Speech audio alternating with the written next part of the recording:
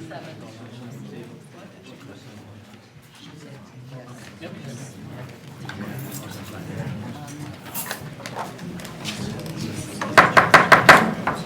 going to call the meeting to order, please, at 7 p.m. Can we please rise for the pledge? I pledge allegiance to the flag of the United States of America and to the republic for which it stands, one nation, under God, indivisible, with liberty and justice for all. Thank you. So, for the record, Mrs. Griffin, Mr. DeRosa is excused tonight. He's not feeling well. I haven't heard from Dr. Goldborken or Mrs. Federico, so I'm going to assume they're running late.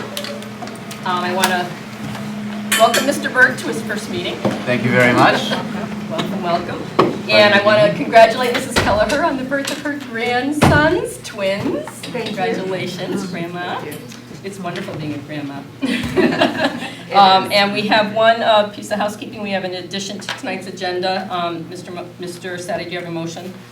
Correct. I make a motion to add to the agenda under new business the approval of the working agreement between the Milford Board of Education and the Milford Association of School Administrators for the period commencing July 1st, 2016 and ending through to and including June 30th, 2019. Action will be requested. This would be agenda item VI.2. Is there a second for that? Yep, second. Okay, and we need a 2/3 majority to add something to the agenda, so all in favor? Aye. Any opposed? The motion carries unanimously. Okay, we'll move to public comment. Speakers may offer objective comment about school operations and programs. The board encourages speakers not to express personal complaints or defamatory comments about the Milford Board of Education personnel or any person associated with the Milford Public School System. Security issues and matters relating to negotiations and grievances will not be permitted. Consistent with the principles of the Federal Education Right to Privacy Act, discussion of students is prohibited absent parental waiver. Please be advised the meetings are televised on Channel 78 on Cablevision. Are we live tonight? Do you know? We are. We are live tonight. Is there anybody that would like to make public comment? Please state your name and address. My name is Tom Jagodzinski, 27 Berkeley Terrace. In reviewing tonight's handout, I have a question I hope that will be addressed tonight. Law's graduation rate is 7 points below foreign's. It seems like law is constantly lagging behind foreign academically. I know that the usual excuse is that socioeconomic characteristics are different at law. These factors are known, and we can and should be able to overcome them. What's going to be done to ensure that law graduates leave school in the same numbers and with the same quality education as foreign students? I don't think it's enough to provide the same education in both schools. We need to provide an education tailored to the unique needs of both student bodies. Thank you. Is there anybody else who wishes to address the board this evening?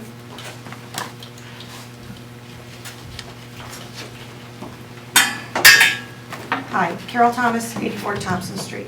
I was very pleased to understand that you're going to revisit the walking distance policy for students. 2 miles for any student to walk to school every single day and then back home is way too much. We have an issue with getting our sidewalks shoveled in this town, and it's always a finger pointing. It's so-and-so's job, it's not mine. Give them 24 hours, give them 48 hours, give them 36, whatever. It doesn't always work. Kids are walking in the streets because the distances are so long that the sidewalks that are owned by state property aren't being shoveled. My son was almost hit by a truck, last year in the winter. We went immediately to Mr. Riccitelli's office and to the police department and filed a complaint. That property's still not being shoveled. Hopefully this winter it will be. So to those 5 of you who did decide to vote to revisit the walking distances, I thank you. And I think all the students of Milford will thank you. To those 5 who decided to vote against revisiting that, think about it again before your October meeting. Before that, take a ride, take it in your car, drive the distances from your house to your school. Drive the distances that the people who voted you into office will have to drive or walk to school. Do it at the time of day that they will have to be walking to school and home from school. It's not always as easy as when you leave work. The conditions aren't always the same as they are at 7 o'clock in the morning, 6:45 in the morning. Safety is my number one factor for the kids. I know they're getting a good education. We've got great teachers, we've got great administrators, and we've got great students. I'm not so worried about their education. I'm worried about their safety. And I just want you to please revisit it. Take a drive. Thank you. Thank you. Is there anybody else who would like to address the board this evening?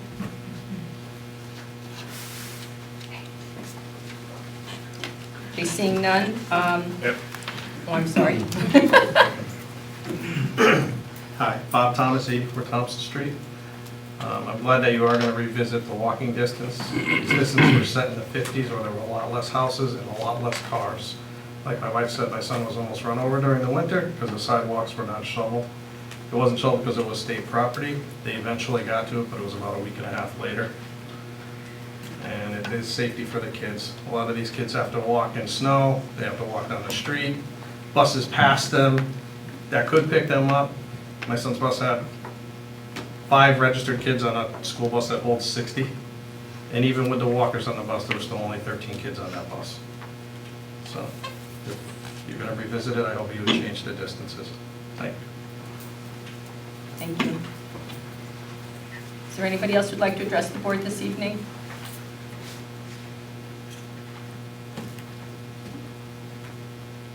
Okay, seeing none, we'll move on to Chair's report. Just have a couple of items to mention. I did meet with the Milford Education Foundation leadership last week. They asked just to meet with me, just to touch bases and update me on some of their plans and things that they're working on. So in the next couple of months, I think we'll be seeing some activity from the foundation. They are going to be doing their teacher mini grants again. And I know Dr. Goldworkin is the liaison to that group, so I expect that as the school year comes back into being and they start up with their meetings again, there'll be some stuff to report on. And the convocation is this Wednesday, and I am not able to attend in the morning, but I did film a welcome message to the staff like I did last year, and I will send the board a copy of that. And that's all that I had for my chair's report. I'll turn the meeting over to Dr. Fieser. Mrs. Glennon. So we begin this evening with a report by the Milford Police Department on the school resource officers. If you recall, as a board, you supported 4 school resource officers to be placed in the schools, and they came in, I believe, in February of this past year is when they were fully within the schools itself, 2 at the high schools and 3 that were spread across the middle schools. And we are, you had asked us in the late spring if we could have an assessment of how well the program has gone. So we're here this evening to share, I think, a lot of information and hear from various people. So what I would like to do at this time is to turn this over to Captain Brandon Marshner, who will be actually leading this, but I think a number of your colleagues will be speaking as well. They are. Yes. Thank you, Dr. Fieser. And thank you, board, for having us here tonight.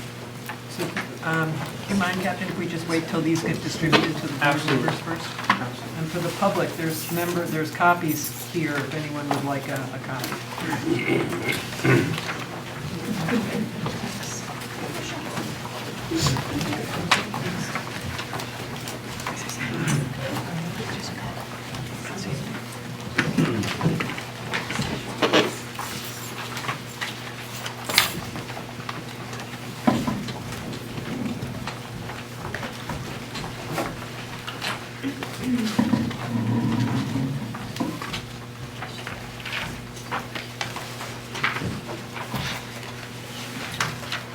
Somebody have a copy? Good evening. For those of you I have not met, my name is Brandon Marshner, and like she said, I'm the captain of the Detective Bureau. It's been my job this past year to oversee the SRO program. When I say SRO program, it's a school resource officer program. And it's also been my job to evaluate the SROs since implementation. Tonight, our presentation will detail some of our successes. The 2014-2015 school year was the first year that the Board of Ed and the Milford Police Department entered into a partnership. This partnership began with the creation of the School Resource Officer Program and 4 SROs. As you are aware, and it has been previously mentioned, 2 SRO positions were created to cover the 2 high schools, Warren High School and Jonathan Law High School. Each high school has a full-time SRO at the school Monday through Friday. Their working hours are 6:45 to 2:45 p.m. and 6:30 to 2:30 respectively. There were 2 additional positions that split their time to cover 4 schools. The 4 schools are the Academy, Harborside, East Shore Middle School, and West Shore. In essence, each of the 4 schools has a part-time SRO. Their working hours are 7:30 to 3:30. 4 SROs that we currently have working in the schools went through an extensive selection process and have received specialized training, which will be detailed in this presentation. It is likely that any officer could fill the role of the SRO and provide the feeling of security in performing their law enforcement duties, but this program does much more than that. This presentation will detail the many skill sets that are needed to perform and be an effective and meaningful SRO. As a result of this past year, which will serve as a benchmark for years to come, the 4 SROs have become embedded into daily routine and lives of school educators, staff, and more importantly, the students. In this presentation, we will highlight some of the statistics which we have compiled and will show you that an SRO stay is anything but mundane and uneventful. This program has become a success as a result of the SROs putting in countless hours at the schools. Not only have the SROs put in countless hours in the schools, but they have put in countless hours at school-sanctioned events after school and on their own time, outside of the school setting, which has forged strong bonds and strong relationships. As a result of these relationships, there's a trust and understanding between the police, educators, and students. Every day, the SRO's goal is to engage in positive and meaningful interaction between both educators and students. In return, this will pay short and long-term dividends. With these relationships, both sides are able to capitalize and accomplish the common goal we all share in this partnership between the Board of Education and the Milford Police Department. That common goal is to create a safe and orderly environment in the school and a climate that supports and promotes student growth and learning. If you don't take anything away from this tonight, I think that is the single most important sentence in this presentation. This goal starts before the school year even begins, as SROs complete their school security assessments. They perform these with the formal training that they have received, known as CEPTED, which is Crime Prevention Through Environmental Design. These assessments evaluate how secure our schools are. The state mandates that these assessments are completed every 2 years. We go above and beyond this requirement. We complete them on a yearly basis. These assessments are also crucial when applying for grant funding. One of the most common myths that one would believe is true now is that there being SROs in the school, there's increased number of arrests at the schools. That's false. The number of arrests has decreased. SROs are trained to work with educators and administrators and be problem solvers and get the students the help they need without arrests and involving the court system. One of our speakers tonight will detail how this has affected their school. Now we're going to have a PowerPoint and I'm going to introduce the SROs.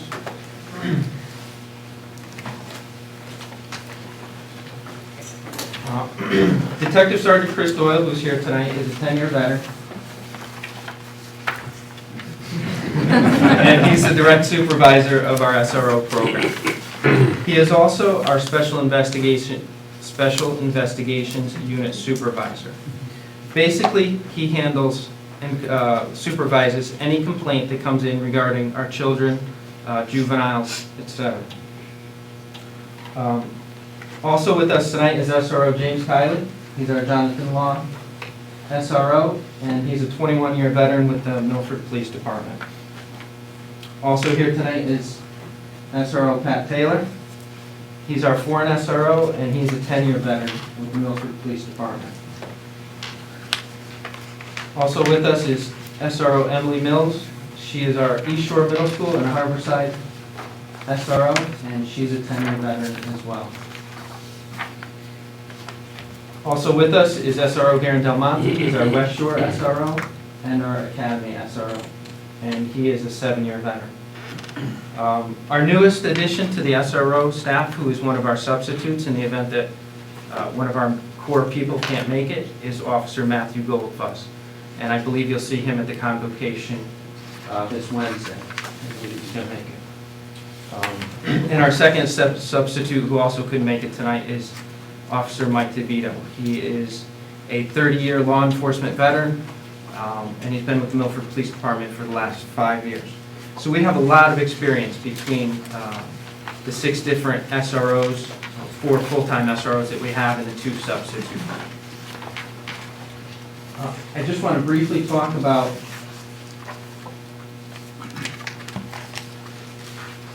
a survey that we sent out several weeks ago to vice principals and principals. It was basically a 10-question survey. The first 8 questions rated how the SROs are doing in their school. Number 1 being strongly disagree, and number 5 being strongly agree, being the better rating. And here are some of the results that we got. The average that we got for the SRO has helped maintain a safe educational environment for students and staff. They were rated a 5. And I took the average out of all the responses for this. Number 2, the SRO is an approachable member of law enforcement for both students and staff. Once again, we were rated a 5 on that. Number 3, the SRO has been a visible deterrent for criminal activity on campus. We almost got a 5. Number 4, SRO had a good rapport with students and staff. 5. SRO has been helped me every time I have requested. 5. Classroom presentations are a regular part of the SRO's duties. We haven't been strong there, and I know we haven't been strong there. I know the students are busy all day with teachers, and we're not getting in the classrooms, and we're not doing a lot of presentations. We can definitely work on that. The SRO took extra time with my student, and in parentheses there it says lunch or school activity. We're just shy of a 5 there. Number 8, my opinion is the SRO program should be continued in my school. We got a 5 on that. Number 9, our question was, what do you like most about your SRO? And we got a lot of positive responses there. They're true professionals, they care about the kids, they're a valued member of our school and community. They've always offered to help out in situations. They've forged great relationships, even with our most recalcitrant students, which I think speaks volume. Is willing to do whatever is asked. They make themselves available. The ability to do what's best with our youth. Where do we need to improve? I'd like to see the SROs provide some real-life experience for skills utilized on the job. They'd like to see the SRO incorporate their position in the classroom and pop in occasionally. We can definitely work on those things. There can sometimes be discrepancies between school policy, practice, the law, and this can lead to a difference in opinion. As far as that, law enforcement, we have our policies, the Board of Ed has their policies, and we do our best to discuss those. What we're going to do at the beginning of this school year, I know everybody's busy, we'll give everybody a little time to get settled in, but myself and Detective Sergeant Chris Doyle will be going to each one of the schools and introducing ourselves to the principals and vice principals, and going over, basically how we do business, and we'll talk to them about how they do business.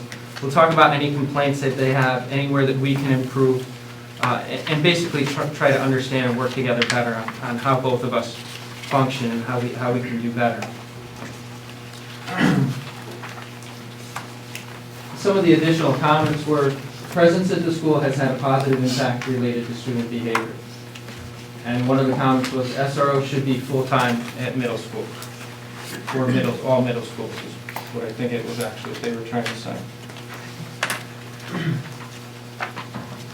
Now I'm just going to have one of our SROs, he's going to do a presentation tonight on some of the duties of the SRO, some of the different functions that they have, some of the statistics we've put together for this past year, and we have a short presentation on pictures. So SRO Garen Del Monte is going to take over here. Thank you. Hi, everyone. Once again, I'm Officer Darren Del Monte. I'm at West Shore, the Academy. I've been here for 7 years. I was a dare instructor previous to this, so this whole school thing is a good thing for me. I love it. But our slogan here is we work to bridge the gap between youth and law enforcement. We are not in the schools to arrest these kids. We have a very prevention-oriented mindset and proactive mindset when we're in these schools. I saw this quote from one of our, I believe, parents or faculty members, and the first line really says it all. He's more than a police officer to us, he is family. So I think we're blending in very well with your faculty members and these students. As far as training goes, we go through several courses. I actually brought some of the literature that we've gone through on the back table if you're interested later. But the first course we went through is the basic SRO course. It's 40 hours of instruction, basically detailing how to function in a school. Because it's much different for us being in a building, talking with kids and teachers all day that are used to knowing how they do their things a certain way, from us being on the road every day. So it taught us problem solving, conflict resolution, youth management, and other things like that. That was a 40-hour block of instruction. We then went to the advanced SRO courses, which is another 24 hours of instruction, which basically details the 3 duties of an SRO. That's a law enforcement officer, a counselor, and an educator, or a teacher. We're certified by the National Association for School Resource Officers, otherwise known as NASRO. So we are certified throughout the country based on this certification. I know Captain Marshall touched on CEPTED, crime prevention through environmental design. That's another 24 hours of instruction we received. Basically what it does is it uses design and management techniques of a building and of a campus to deter crime. So when these things are submitted to the Board of Ed, to the city, to the state, whatever the case may be, we can get appropriate funding to improve and enhance the facilities that we work in for better safety and security. A couple other things we've attended family and dating violence among youth at the Connecticut Coalition Against Domestic Violence in Wallingford, I believe. We took the mental health first aid class as taught by some of your faculty members. We also attend a school safety and security conference in Ridgefield at the Lear Retreat Center. So a national speaker comes every year and does another conference with us to give us new and updated laws and policies and different ways to go about our job. We've taken autism awareness classes, building threat assessment classes, and the minimal facts training, which is how to conduct an appropriate sexual assault investigation, if need be.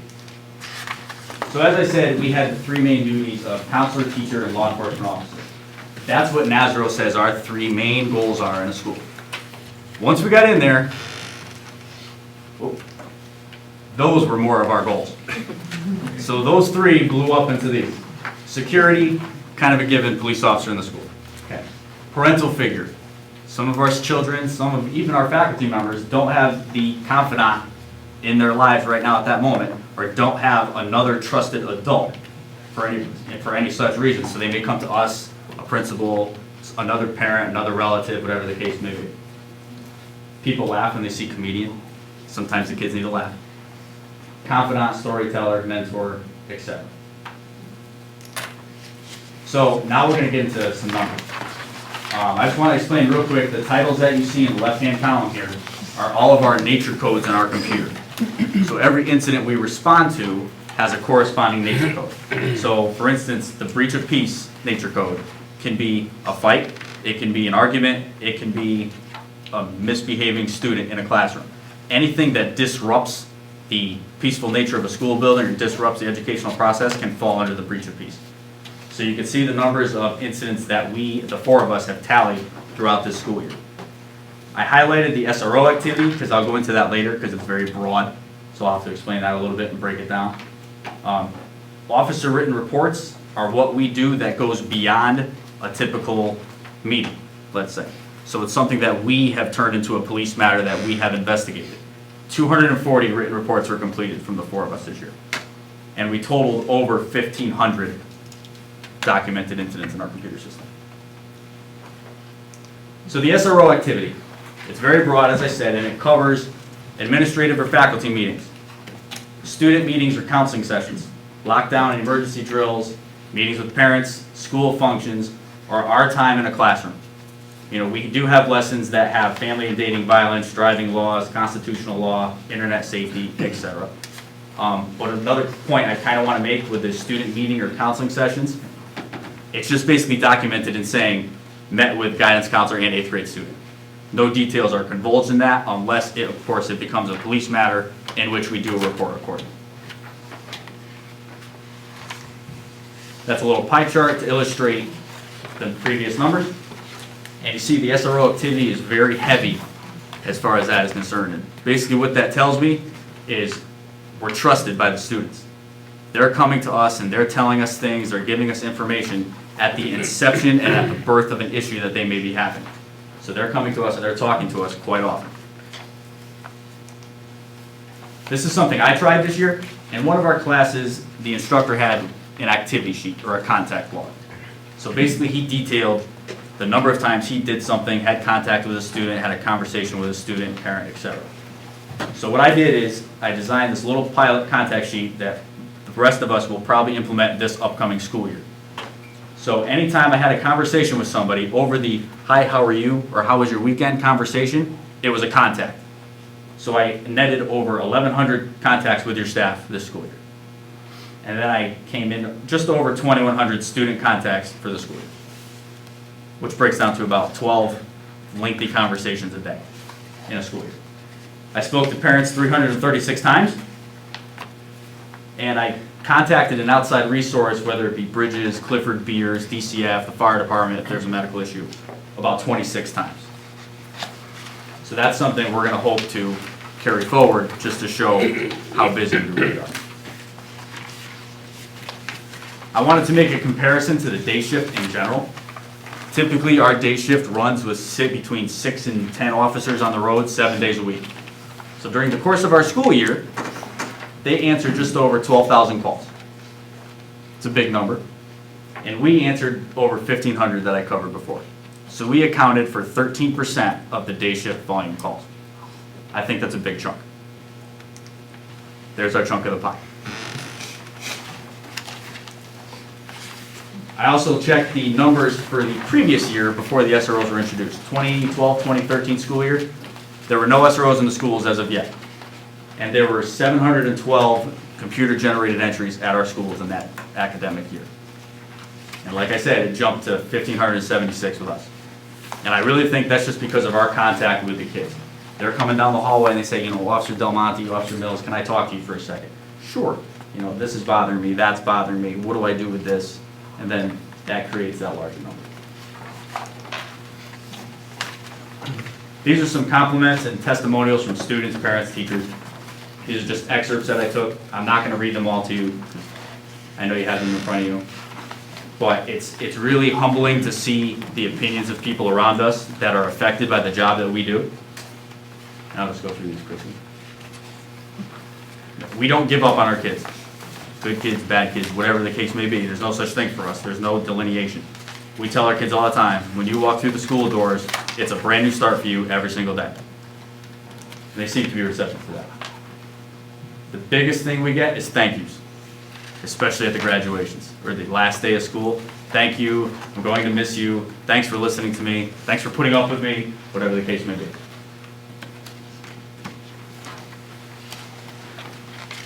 Just some more of those.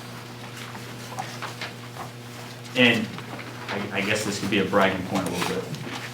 We were fortunate enough for NASRO to have awarded us the Model Agency Award. So basically, in short, that's agencies that exemplify the NASRO triad concept, which are those three things we talked about earlier, in training, policies, and standards, and that demonstrate creative and innovative approaches to school-based policing. The Milford Police Department, your SROs, were one of 15 departments in the country to receive this award, and the only ones in Connecticut. I think that's telling. We do love what we do. We could tell you we love it until we're blue in the face. That doesn't really mean anything. But when you see the numbers, when you see the reactions of our kids and our parents and our teachers, that's what proves that how much we love this job. That's a picture of the award. For your viewing pleasure, these are some pictures of us with our kids. Yes, that is me in a dunk tank. No, I will never do it again. School concerts, school functions, the kids are always coming up to us, can I take a picture with you? Sure, why not?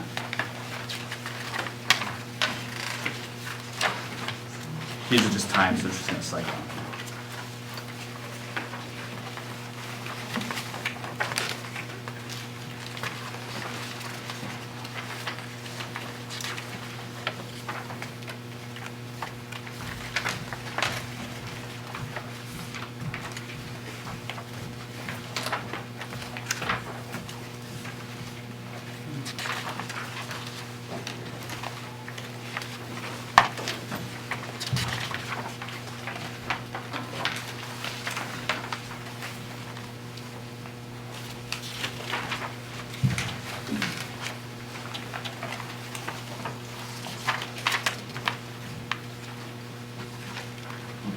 So this past school year was our first full year in our schools, and I would think it was pretty successful.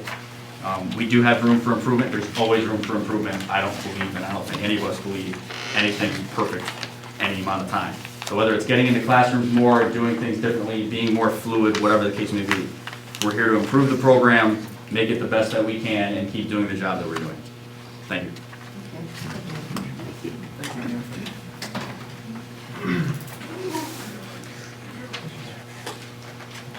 Next, we have Principal Francis Thompson, who's the Jonathan Law High School principal, who's going to speak in regards to the SRO program.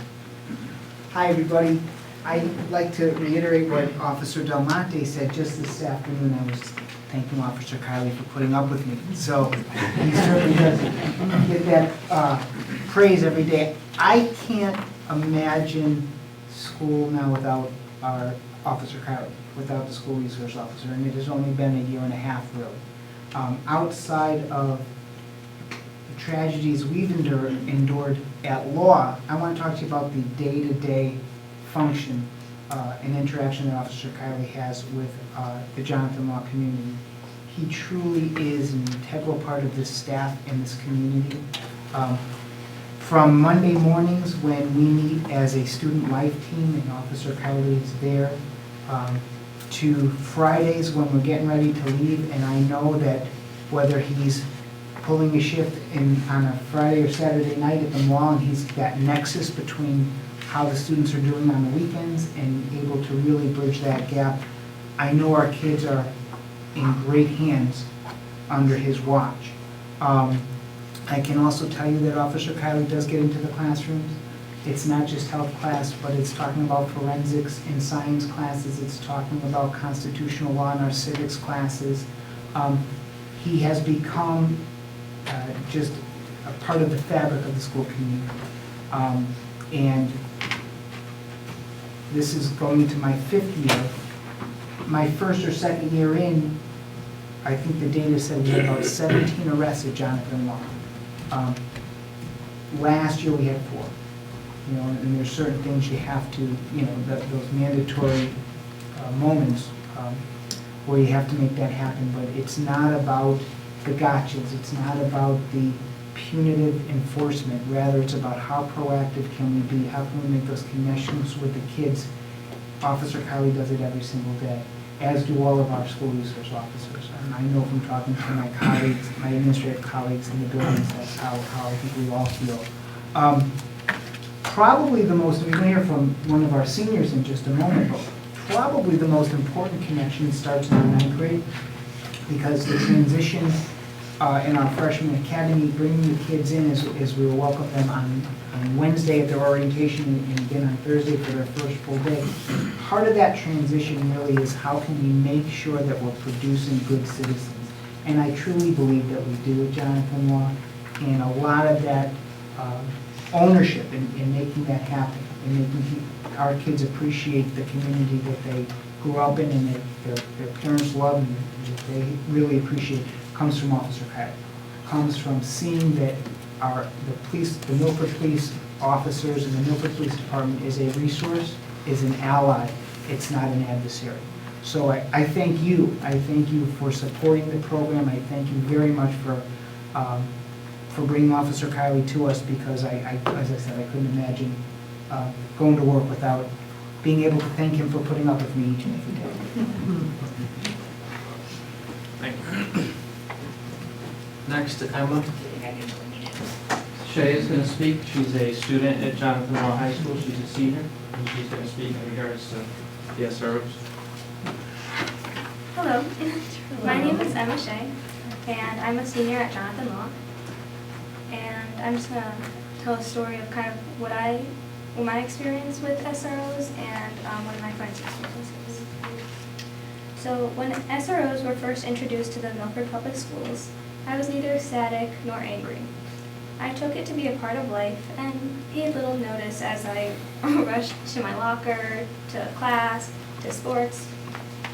However, after the death of a classmate, the response of my school's SRO officer and the Milford Police was so overwhelmingly positive that I began to pay special notice to the everyday interactions between the SRO and student.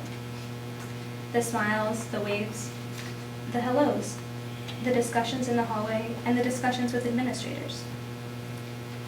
More recently, I was texting my friend telling her I wouldn't be at soccer practice the next morning because Officer Kiley asked me to go to the police department to practice presenting a student's response to having an SRO officer in the school. After the, "Really? That's so cool," she continued, "I love Officer Kiley. He's fab." She told me. So I said, "What makes him so fab?" Hoping I could somehow incorporate it. And she told me that last year, someone had indirectly threatened her. She brought it to him and reported that he was very helpful and actually cared. For her, and for other students, it's convenient having police in the school because a student can go straight to the SRO instead of having to involve parents or teachers. And for us, hold on, let's see this. My school is happy to have a school resource officer like Officer Kiley or any of these police officers here because they're approachable and trustworthy members of our school community. Thank you. Thank you.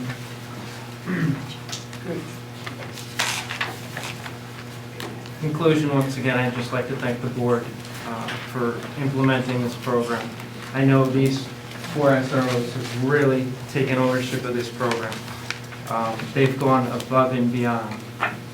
They've really, in 1 year, done unspeakable things. It's been tremendous. Just to hear some of the successes, some of the comments, comments by the principals, they've really done a great job. We're going to do better next year. It's going to be hard, but we are. We're looking forward to this partnership. We're looking forward to hopefully a growing SRO program. And in conclusion, I'd just like to end with a quote that one of our guys here sent me in an email. And that was, it's one thing to say that you love being an SRO, it's another thing to show it. And I think they've showed it. Thank you. Did you have anything you wanted to add at this point before questions, Dr. Fieser? Or? The only thing that I would add is that while I don't work closely with the SROs, I do obviously work closely with the principals, and I can't tell you how many times when there have been situations that come up to my level that involve students, I'm listening to the principal talk about the involvement of the SRO and whatever might have been occurring, whether it's an investigation or meeting with a group of students where there's real struggles, or meeting with a set of parents, or getting a student help, et cetera. I mean, it's just commonplace. And I also know that at the middle school, the SROs, your time is split. But the thing that's wonderful is that the principals, if the SRO is not in their particular building on a given day, but a situation arises, the principal can immediately call the SRO, for example, Emily, who's, if she was at Harborside but was needed at East Shore, and it's understood by the Harborside principal that she would leave and go over. And so that kind of also, I think, just relationships that the SROs have developed with the principals is really good. The same applies with, West Shore and the Academy. It's just, there's just such a give and take. So, again, I'm removed, but I do know that the contribution is significant. Other questions from the board? Mr. Whiskeyman? I want to thank all the members of the board and the SROs and the administration. I think the presentation is excellent and very encouraging. The one item that I heard that I think that the board itself should consider is a mention that there may be some differences in policies between the board and the police department. And as we all know, the legislature has a habit of passing many new rules and regulations which affect our policies here. So I would encourage us perhaps to look into that and to see if we can move forward and really pay attention to reconciling our policies to the extent that we're able to do so. May I respond, Mrs. Glennon? Sure. So, there's always a bit of a tension, and I don't mean that in a negative way, but just simply because we're different agencies. And the way we go about, the kinds of things that we could do, actually, we have more freedom with students than, for example, the police do. I can, or Mr. Thompson can more easily search a student's locker than a police officer can. So there's differences in policy, but I remember when we developed the MOU, that would go back 2 years ago, before the SROs even actually were in the buildings, and we worked with Chief Mello. There were a lot of things that we discussed at the time to try and make sure that we were not necessarily in sync, but because there's points at which we do come at things differently, but that we understood one another, and we both agreed that it was really important that, for example, when the SROs came on board, that they understood the policies of the school system and why, and meanwhile that we understood, some of the approaches that they would take. I think that there probably are faculty members and sometimes parents that don't have that level of understanding. But in truth, the administration really does and works side by side with the police, and we certainly do with the chief and the deputy chief. I don't know if you want to add to that, Mr. Riccitelli? No, I think there are, in the schools we have FERPA laws.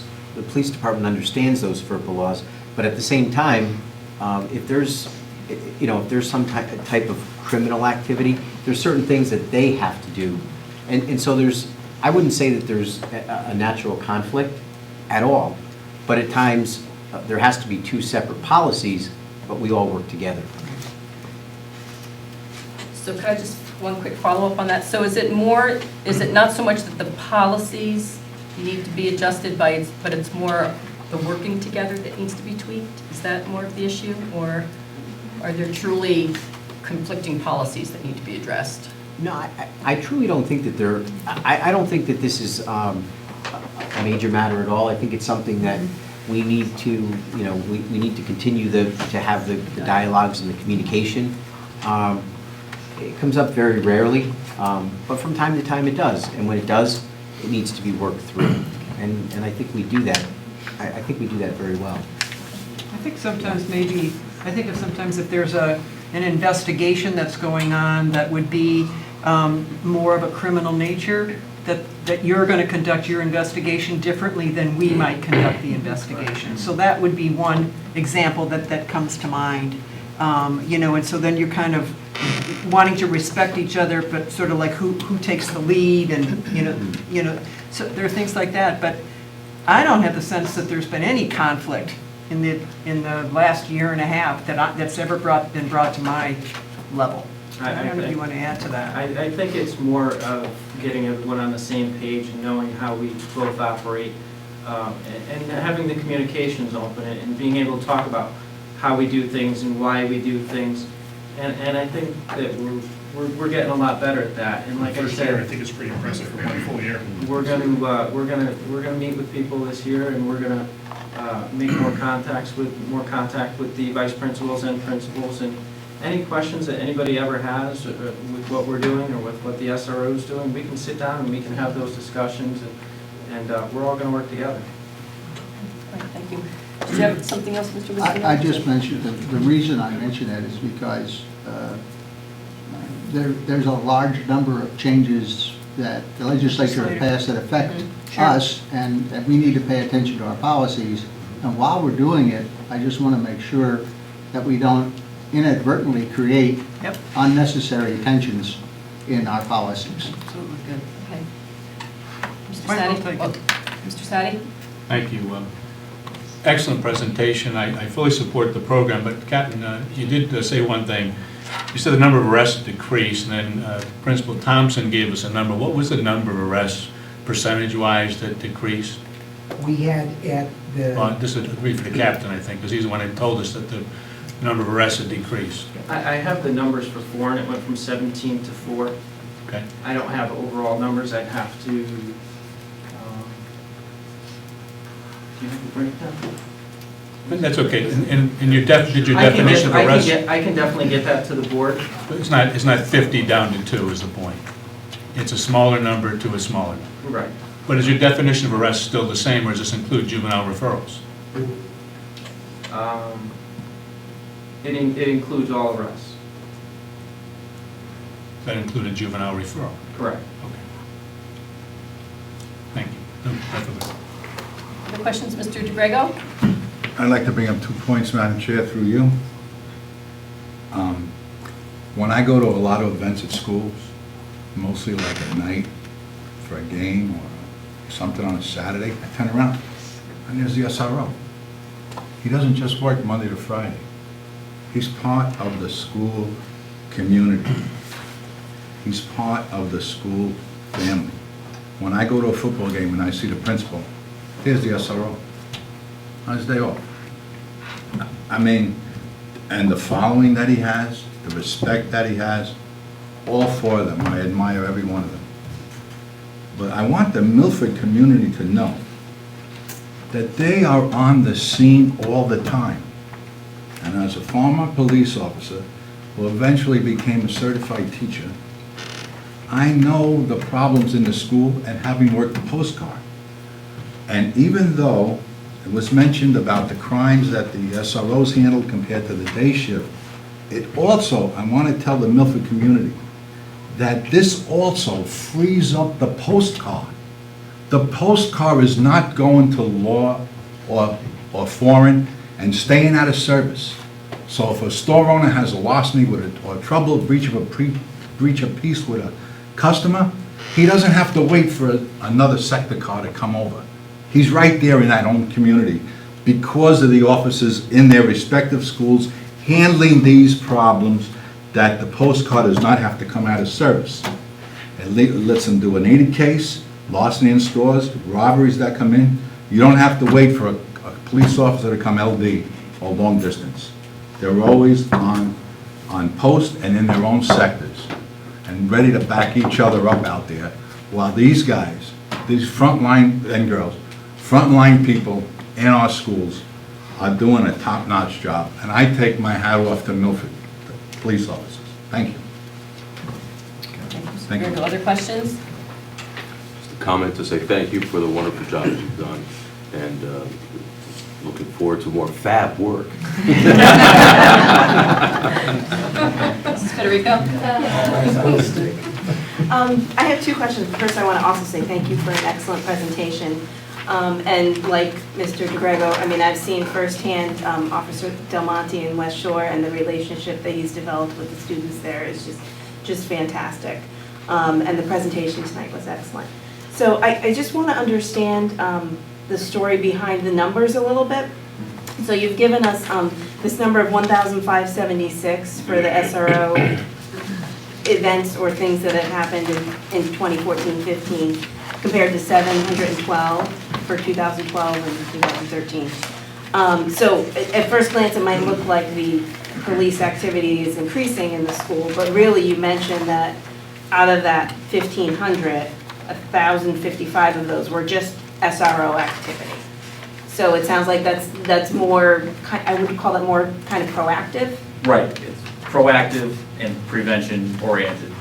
You know, so the kid walks by my office, hey, how's things going? And we strike up a conversation, and lo and behold, something comes of that conversation. All of a sudden, we have something that we handled, which we document. Okay. So that leads to Yep. the increase in numbers. It's those increasing contacts. So it seems like it's driving down the other more, I would call more serious numbers. Yeah, I would say so. From 712 to maybe about 500 or so, and Yeah. give or take. Okay, Give or take, yeah. okay. Absolutely. All right, thank you. And my other question is, with the program being new, what was your biggest learning? So going into this, you probably had certain expectations. What was the biggest surprise, if you will? How exhausting it is. Okay. That's a great way to put it. Okay. I mean, at the end of the day, I think I can speak for all of us when we say we are exhausted because we're constantly engaged in these schools. You know, I mean, you've seen some of us, you know, I know you guys have stopped in. We're constantly speaking with kids, we're constantly talking with teachers, trying to figure out ways to better handle the school and better handle how things are done. So it's an exhausting but very rewarding experience for us. Okay, thank you. Other questions? So Dr. Feaser, I had one question I wanted to ask. Could you maybe, one of the first things that Officer Captain Marchand?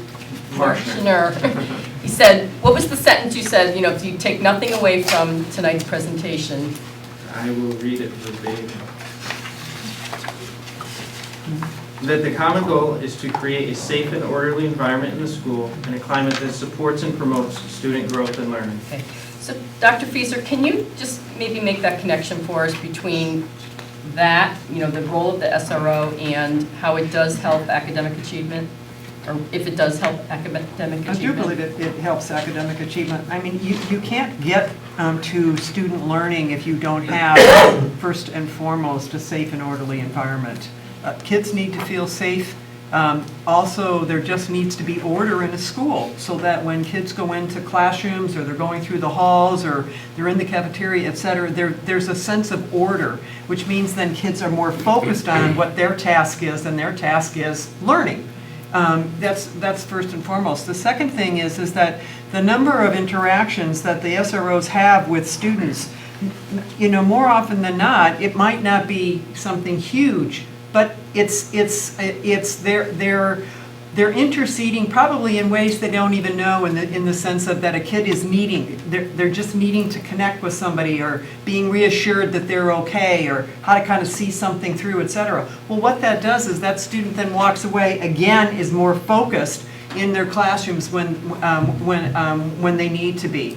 I think also too that, you know, for lots of kids, I would imagine kids who are on the fringes, either because they're really shy or because they're just kids that, you know, aren't necessarily, you know, in the center of, you know, popularity, etc. To be able to make that kind of connection builds their confidence as kids in a school.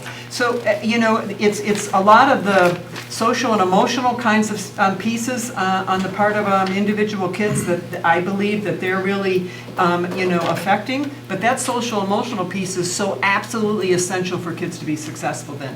And because it isn't about necessarily kids' intelligence in terms of their learning. It's a lot of it has to do with, well, do they like learning? Do they feel good about themselves? Do they feel comfortable in their classes? Do they feel comfortable in the schools, etc.? So, and lastly, would you like to see the program grow?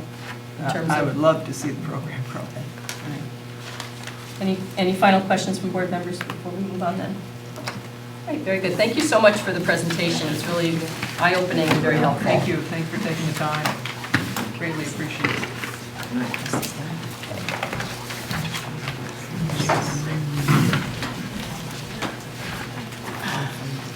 You guys gonna leave? You can go. Who wants to go? You can stay and you go. Did I say go? There you go.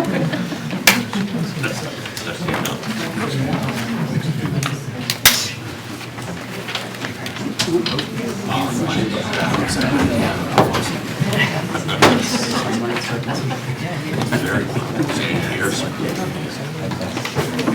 are you?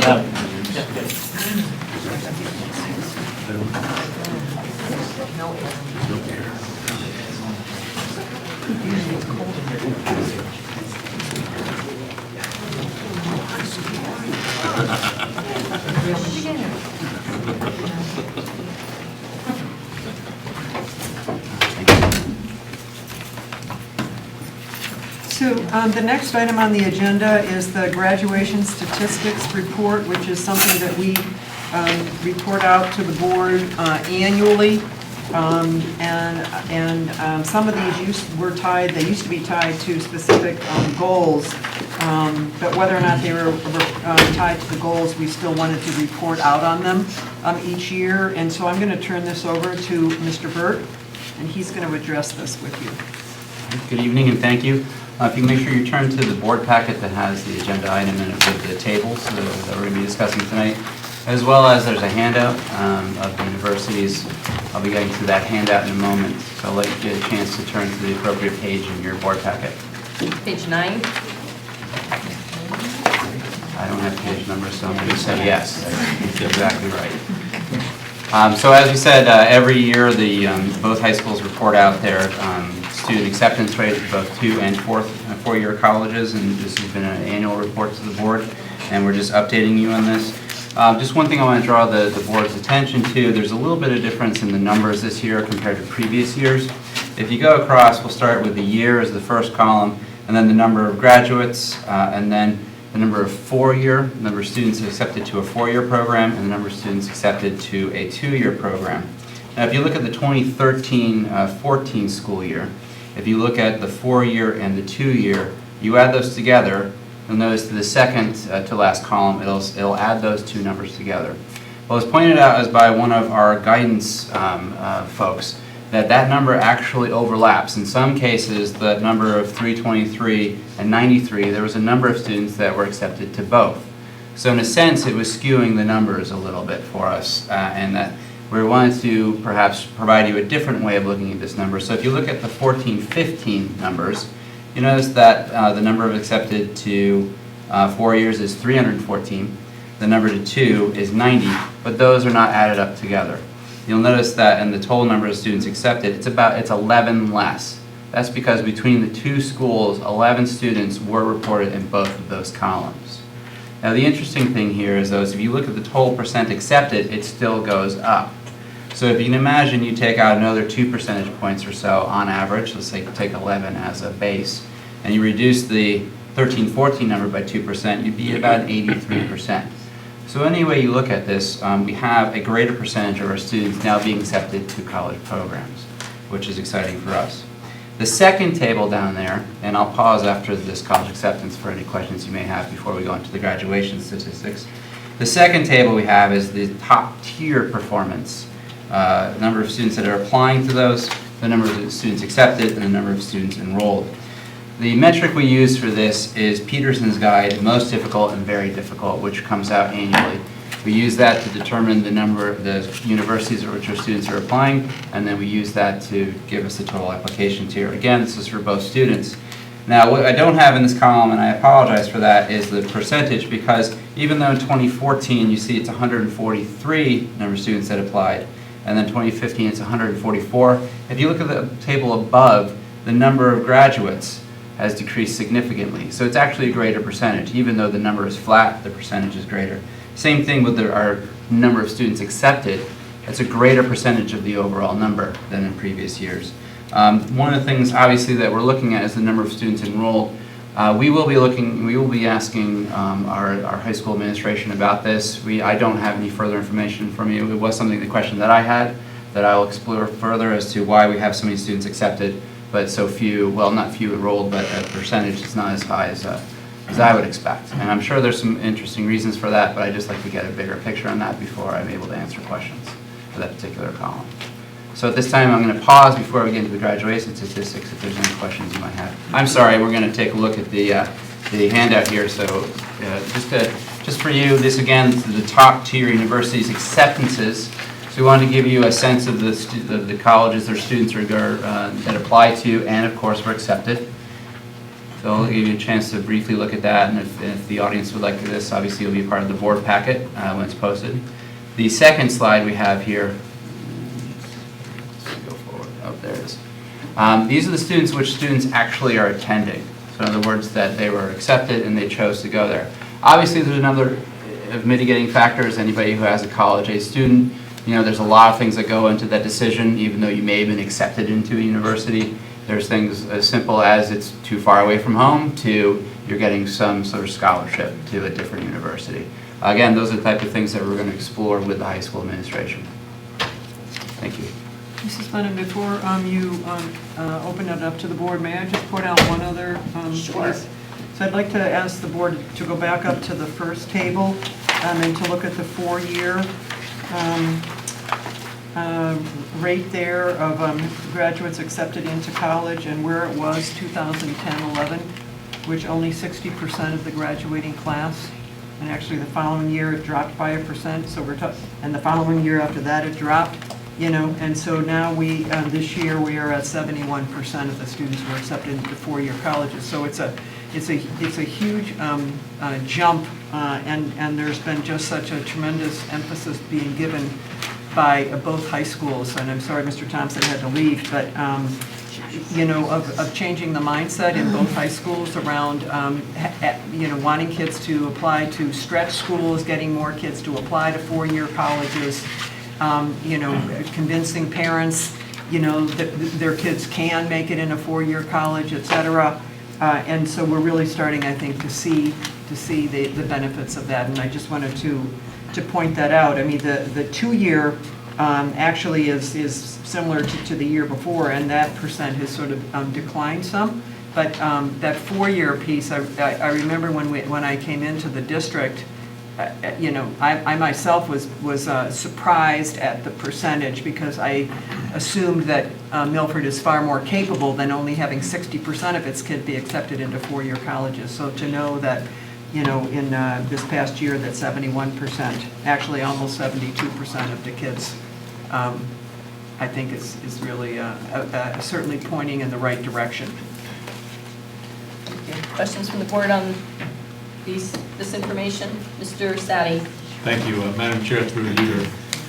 Mr. Burt, I know when I can ask a question. You said that's not my question, but a comment. I think that what might be very helpful on this page 9, that last graph is students applied, and then break it down if we could into students that apply to multiple schools. And I think that could change what it could earn the students accepted. So you could have one student applying to 5 of these Tier 1 schools, getting into 4 of them, but obviously only picking one. That would be an important factor. And I think the other thing, too, that we've asked questions before you came on is the impact of getting into a Tier 1 school, or any of the schools, and then how finances impact that. I know it's hard to get yourself wrapped around it, but I thought so far it's been an excellent report. I'm looking forward to the next page. Mr. Whiskeyman? The one thing that I think I would like to see in addition to what you have shown is you have the number of students enrolled. I'm assuming that is only the number of the students enrolled into the top tier schools. I'd really like to see the total number of students who've actually enrolled in any post-high school, whether 2-year or 4-year, so that we can see that of those accepted, hopefully a large number of them have gone on to some additional schooling. And there's also the question of what's going on with those who didn't, perhaps they didn't pursue, they became a plumber's assistant because their family is in plumbing and that's a good job, you know. Or they went into the military, or they did something else in business without going to school, or perhaps they were thinking, I'm going to do this for a couple of years and I'll go to school later. Or, you know, there's lots of different, and I know it's very difficult to really drill down into that, but as we continue working on this, we may find a more complete picture of what's happening to our school community as they move on from high school. If I may briefly respond. This is, again, one indicator of a full picture of all of our students here in Milford. And, that the Common Core standards really are about college and career readiness, so that there are different tracks to being successful in adult life. And this is just one indicator that has been Absolutely. previously I'm just reported. thinking and I think the picture, the total picture is a lot more positive than, just a few numbers show. And that's why I'm expressing an interest in seeing how the full picture looks in this regard. Well, we can get you the list of where every student is going. We actually publish that list every year for both high schools, so we can certainly get that to you. And then also of those students that are not going on to school, to the traditional 2 or 4 year, but maybe going on to technical schools, students who are going into the military, we can provide you with that information. Other questions? Mrs. Federico? Thank you, Madam Chair.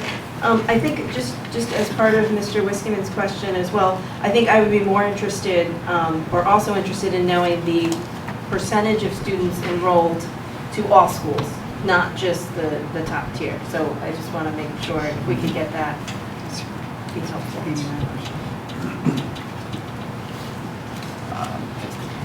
I'm sorry, were you asking for enrolled or actual, that Enrolled. is accepted? Okay. Enrolled. Thank you. Because to me, the enrolled in top tier, there could be a lot of factors there. Like Mr. Sadi said, maybe they got accepted to several top tier, or maybe finances are an issue.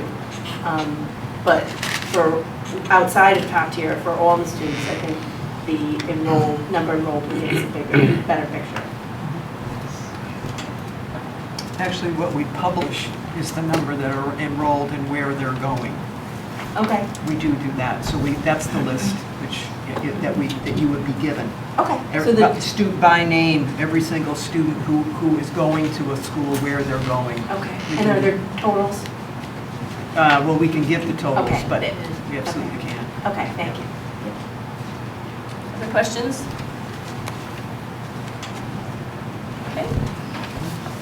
So if you turn to the next page, this is the 4-year graduation rate. This is state data, and there's very specific metrics behind this data. One of the most important things is they use a cohort model, which is essentially if you enter into 9th grade, that's how they make the determinations. Obviously, there's a lot of other factors that go into students coming in and out of schools, leaving schools early, graduating early, etc. But there's a very specific formula, and I don't really recommend trying to go through and do the calculation yourself. But what you do is able to provide this information to you that was provided by the state. So a couple of important notes. You can. I'm not going to walk you through all the data. You've had an opportunity to review it yourself.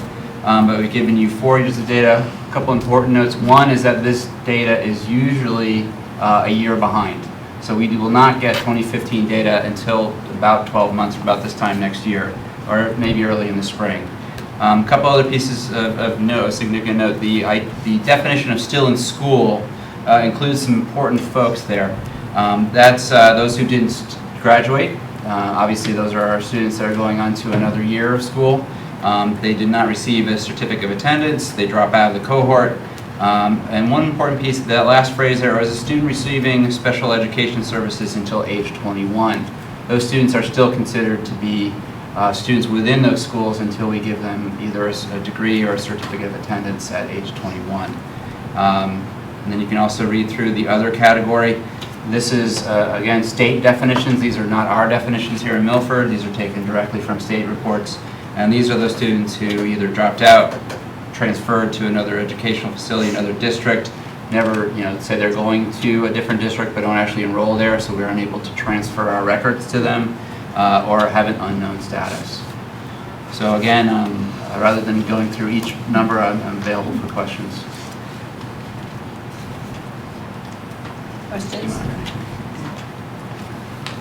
Mrs. Glennon, may I add something? So Mr. Jagodinski asked a really good question, posed a really good question when he spoke at the start of the meeting.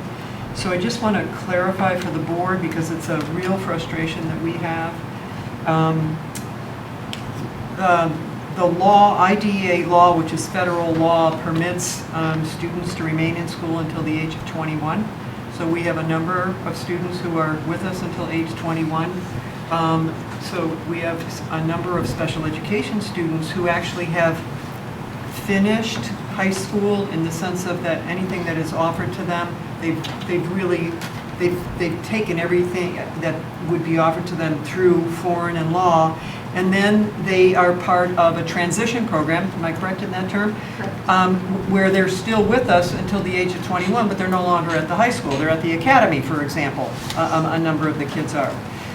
The way that the federal government calculates the four-year graduation rate, it's a blanket formula for every single student, regardless of whether you are special education. So any student at foreign or law who does not graduate in 4 years, automatically the school is penalized because they didn't make the four-year graduation rate.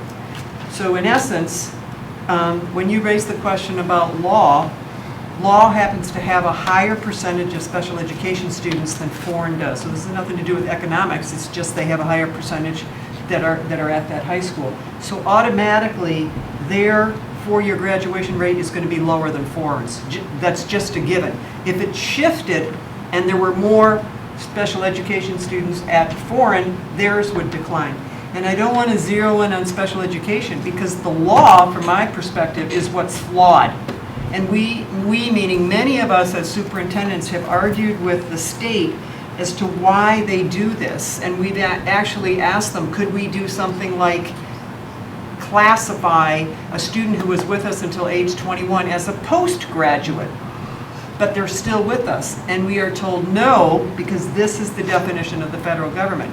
And if we classify the students as having, quote, graduated, we then lose funding from the state because those names are dropped right off of the state list of students in this, you know.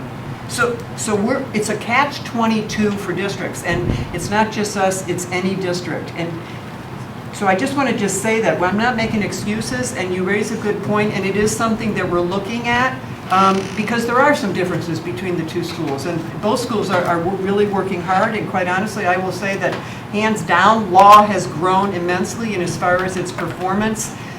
You know, if you look at, you know, the number of kids that are going on to top tier colleges from law versus foreign, they're pretty comparable. If you look at who's at Yale this year from the graduating class, it's a law student who is at Yale. Who was at Brown last year? Right now, it's a law student.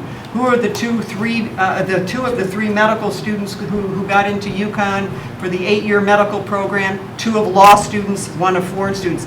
And, you know, I mean, I could go through a lot of comparisons. We're not interested in comparison. What I am interested in saying is that law has really stepped up relative to, you know, pushing kids and getting kids to achieve at higher rates. But much of this 6.5% at law that are, quote, still in school are your special education students. And the interesting thing that Mr. Burt and I were wrestling with is going back to 2011 and 2012 when the state produced the report, they told us how many special ed kids.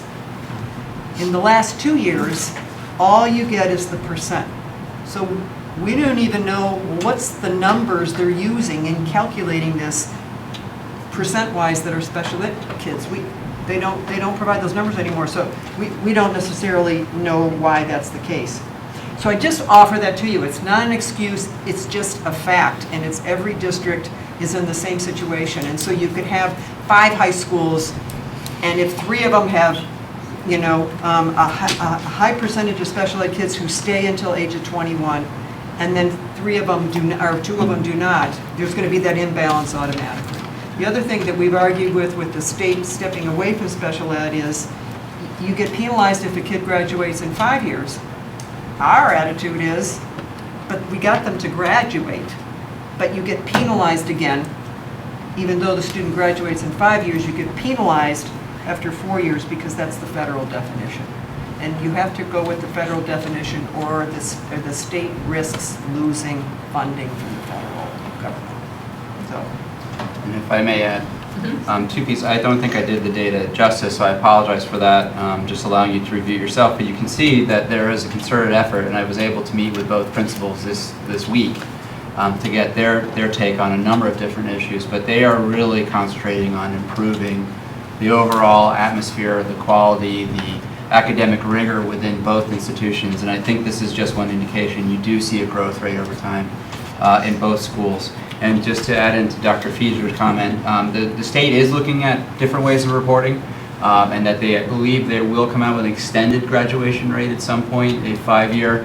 So again, not for federal purposes, but for our own internal purposes, to say, yeah, we hold on to kids and we make sure we get them graduated within 5 years. So that's something to be celebrated as well, in my opinion.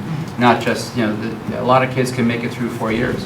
What about those students that need that extra help? And we should be rewarded for that, not penalized in a sense. So thank you. Other questions? Mr. Wiskman? I think we had a discussion in the past about the fact that the number of credits necessary for graduation is increasing. And this will obviously make it more challenging to graduate in 4 years. There's more credits to be passed. So I've often thought 4-year graduation rate was bogus anyway, but regardless of that, I think that we can see challenging years ahead as we adjust to an increasing number of credits required to graduate in the 4-year period. And we'll have to see what it's going to take to help make those adjustments. I think there will be some budgetary impacts on that. I certainly look forward to some of your presentations as we get to that and help understand what we can do to pursue a rigorous education and keep things in line with this. In light of that, if I may, one of the areas that both high schools have really concentrated on in the last 2 years specifically is getting as many 9th grade students to make it to 10th grade, from 9th grade to 10th grade. Because there's more and more research coming out that and this is in urban, rural, and communities like us, if we can get kids into 9th grade, their chances of graduating into 10th grade, their chances of graduating in the 4 years increases dramatically. That 9th grade to 10th grade is such a struggle for some kids. And so I don't have the figures in front of me, but I remember Fran Thompson sharing with me this year that it was such a small number of kids who didn't make it to 10th grade this year. I mean, from the past. And that's because they've just put so much energy into, interventions for kids, looking at attendance issues, going after kids if kids are cutting classes, doing all these other things to get kids to help them to succeed. Because then a kid comes back, the kid's in 10th grade. Their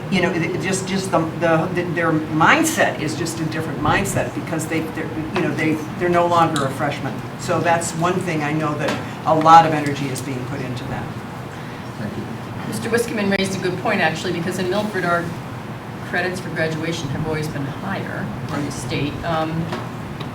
Is that at all a factor in how long it might take some to graduate in 4 years?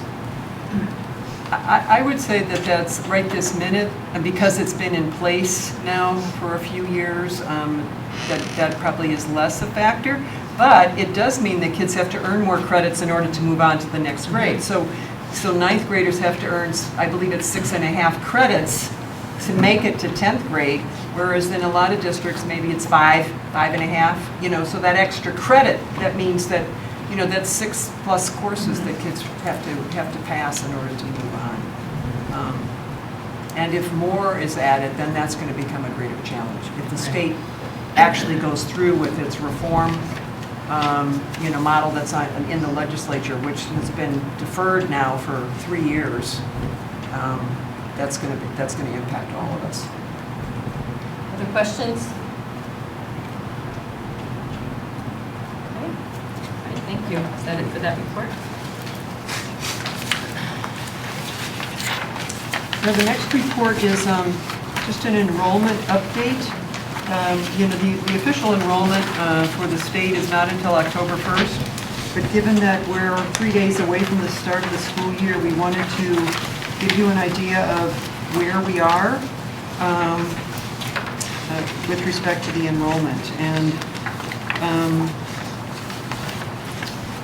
what you see here is 2584 for the elementary grades, which is pretty close to what was projected, quite honestly, by Malone and McBroom when they did their figures going through all of the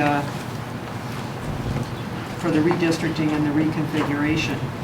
What I do want to remind you is that in May, when the budget was being proposed to you, the final budget for approval by the board, Mr. Cummings had given you at that time enrollment changes and staffing changes, and what he reminded the board at that time is that as part of the redistricting, that it called for an addition of 19.5 FTE, if you remember.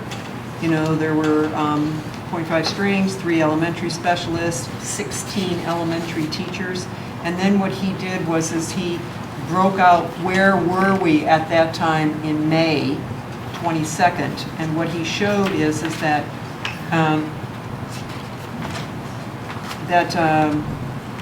of the elementary teachers, 7 were already placed of those ones that were of the 16 elementary teachers that were going to be, I should say, actually the specialists were also part of that. So so you had 19. 7 of them had already been placed, and what were left were 6 in reserve. This was in May 22nd. There were 6 positions that had not yet been filled. Fast forward to today, and we only have 2 positions left that have not been filled. So in May, when you were presented with the enrollment and the number of sections that were for kindergarten, first grade, second grade, third, fourth, fifth in each one of the schools, since then we've had to add 4 sections. We've added 2 kindergarten sections, one at Matheson and one at Meadowside, and we've added a 3rd grade section at Calf Pen and a 4th grade section at Pumpkin Delight. So those 4 sections have been added since the end of May. So Can I clarify, Dr. Kuser, the Calf Pen Meadow number in this chart is off by 1 then, correct? The 3rd grade's 2, it shows 2.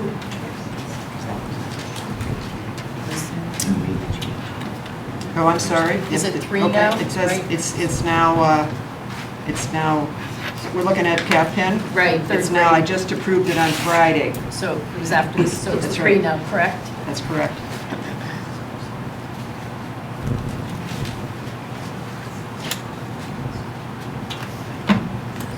Her number actually went up. She had 25 kids in both classes. Okay. So we made the change on Friday. And then I asked Mr. Giancola what happened today with respect to the enrollment, so that, brings us up to literally where we are now, and we picked up 3 more students since Friday, so we're now at 2587. But nothing that's going to prompt us to add another teacher. What will happen this week and in the next week remains to be seen, but that's where we're at. So it's something literally we're monitoring. I mean, like at this point, twice a week, we're looking at the numbers to see where they are. And we're on top of anybody who has withdrawn. That's all that, so these numbers, actually the numbers that were given to you on Friday were the real numbers. And then, as I said, 3 more came in between then. Some of them on Friday, which is what prompted me to approve the additional teacher at Cap Pen. So the official enrollment report will be presented to us at the October meeting, correct? Right, but we'll present it again in September. We'll give it to you at the September 15th meeting, so you get a sense of, okay, opening school, what did we have? And if we had to add any more sections, we'll let you know that. But October 1 is when we have to submit our enrollment to the state, and that's everything that is from the state comes off of that enrollment figure. Questions for Dr. Buser? Okay. No questions? All right. So the next item is is just to give you an update on the reconfiguration. And amazingly, it's been 6 weeks since I updated you because it was at the July meeting. So in 6 weeks, there has been an enormous amount accomplished, thank goodness, since we're opening up in 3 days, 2 days at this point. So let me just give you an idea because it is pretty astounding. So 6 weeks ago, all 8 of the elementary schools had been packed up. I had reported that on July 13th. So 215 rooms were all moved. Everything in them was moved either to trailers or they were moved to the gymnasium within the individual school. The schools then were completely empty, which allowed the custodians to go in and clean them from top to bottom, the maintenance folks to go in and start to do repairs that were necessary, etc. So that was what I reported out on the 13th of July. The week of the 20th of July, the first school was able to have its furniture moved back in. So in 1 week, they started to complete the cleaning of schools. And the first school that had its furniture and materials moved back in was Meadowside. And I believe Meadowside was chosen because all the construction was about to begin there. With respect to, the whole parking lot was going to be torn up, the old portable was going to be torn down, etc. And they knew they wouldn't be able to get to the school. So that was why the first school was selected. It took a week and a half to empty all of the trailers and move everything back into each of the 8 schools. So I just want to remind everybody and the public, remember that at least 50% or more of the classrooms had to be moved because every single one of the 8 schools were taking in now 3 new grade levels. And so all the furniture for all of those new grade levels had to be moved into the schools and all of the instructional materials, etc. To refresh your memory, 9,000 boxes were labeled and had to be moved to the correct locations, and of course massive amounts of furniture. The week of August 3rd, the principals began to oversee the movement of the furniture from the gymnasiums. That was one thing. I mean, there was tons of furniture in the gym, and what we said to the principal is you have to monitor where this furniture goes. In other words, it couldn't be a free-for-all, teachers running and just sort of taking what they wanted. The principals really knew where specific pieces were to go. All of the summer school furniture that had been moved to East Shore because the elementary summer school program was held at East Shore this summer, all of that was moved back the week of August 3rd. The computers, the transfer and installation began actually the week of August 3rd because remember the schools had been closed and they were being cleaned and everything else.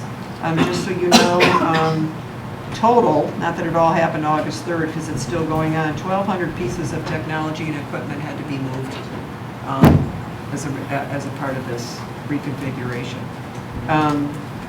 At that week of August 3rd, we made the decision, because we knew we were ready to open up 7 of the 8 schools for teachers to be able to come back in. And so we notified the teachers of that. And we actually also were able to set the pre-K orientation dates so that everything would be set for those parents. So that brought us to the week of August 10th. So the August 10th, 2 weeks ago, 7 of the 8 schools opened up, and the teachers, for the most part, flooded into those schools. They were so anxious to get in and start to set their rooms up. And I think if you saw any of the articles that have been in the paper in the last week, God bless the teachers, they've just been absolutely wonderful in as far as how they've approached this whole process. Cap Pen had 4 rooms that were on hold because they had some abatement done in their classrooms, although that's been completed, so there were 4 classrooms that could not be accessed that first week of the 10th. We put a process in place for teachers immediately to be able to report to their principals if they were missing instructional materials or they were missing furniture. A spreadsheet was created, it had to go through the principal. The principal either concurred or said, no, this is not really legitimate to send on up to Pat Bradbury, but so that the principals were the conduit, not teachers having direct access to Pat. He couldn't have handled it. Confidential files, which we had stored not in the trailers, were all moved to the correct buildings during the week of August 10th. We made a decision at that point to open up a fourth ready-to-learn classroom. We got an additional monies through the grant. Peggy Kelly worked her miracle again, and we opened up, we're actually opening up a ready-to-learn, which is a pre-K classroom, and it's going to be able to be opened up at Pumpkin. So we now have a ready-to-learn at Pumpkin, a ready-to-learn at Live Oaks, and then we have 2 at Orange Avenue. So the nice piece is that they're across the district. Cubbies, lots of new cubbies needed at the in some of the elementary schools, particularly for the little kids. So they began to be installed the week of August 10th. Most of them are in, but there's still more. I stopped in at Meadowside on Saturday. I'll tell you why Saturday it was open. And there was one of our maintenance people who was installing the cubbies at Meadowside. All staff, the week of the 14th, all the staff, you have to understand, all the staff had to be taken down off of Power School because everybody moved. This is in the 8 elementary schools. There was so much movement. The week of the 10th, we were able to upload all the staff again, and in their correct buildings. The only changes now that are going to have to be made are people who have been switching within the last week and a half.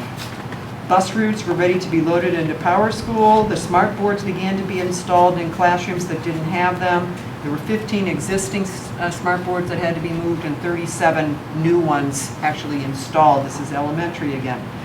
The Meadowside School parking lot was completed. And a letter was sent out to parents informing them that on the 17th, which was a week ago Monday, they could have access to Power School to learn their child's teacher and their bus number, etc. So that was all done the week of the 13th. And then last week, Power School opened for parents. Meadowside School opened. They were late.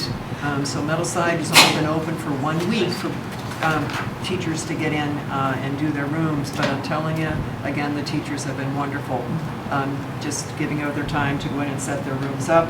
I went in on Saturday, and there was a brand new kindergarten teacher who was in there with her husband, 2 children, and an aunt who was putting together everything, in the room. The striping of the parking lot took place last week. More cubbies being installed. All technology in all 8 schools was plugged in last week, so they double-checked every single piece of technology to make sure it was working. Smart board installation was continued. A lot of the IT guys were in over the weekend working in different schools. Bus schedules went up on the website. Application for free and reduced went up on the website. The supervisors worked with the principals. They went into each of the buildings and met with principals last week to find out, okay, who's missing instructional materials? And then where are their excess materials? So they could see it, they could gather the materials to get them to the individual teachers.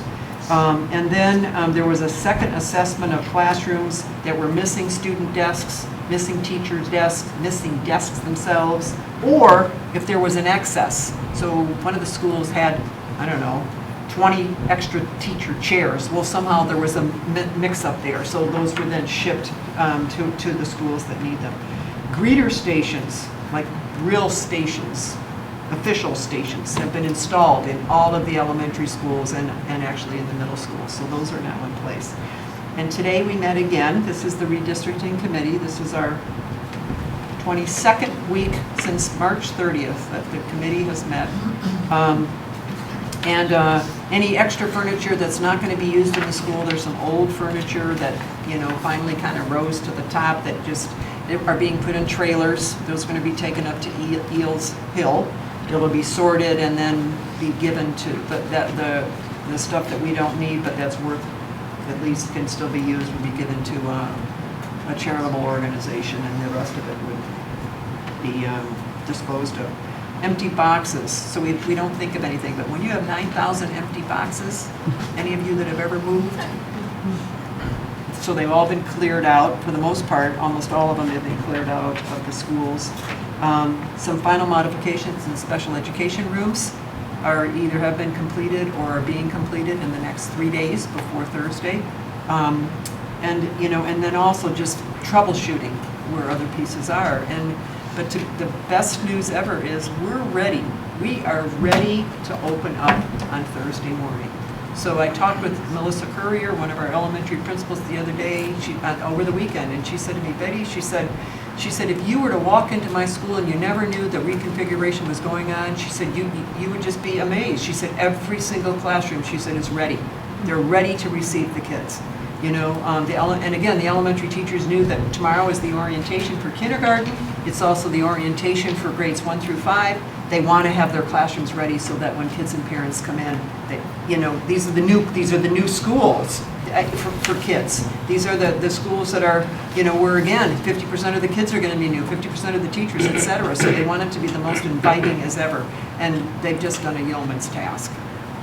But behind the scenes, there are so many people that have had a hand in making all of this happen. It's just astounding. I don't know if you want to add anything, Mr. Riccitelli. It's amazing. Excellent. Can you please convey our appreciation to the staff on, I know that it was a tremendous amount of work for them to undertake and to get it all done, and there's still a lot of work to do in terms of, you know, the staff, the teachers acclimating to their new schools and, you know, in K-5 and things like that, so it's still ongoing.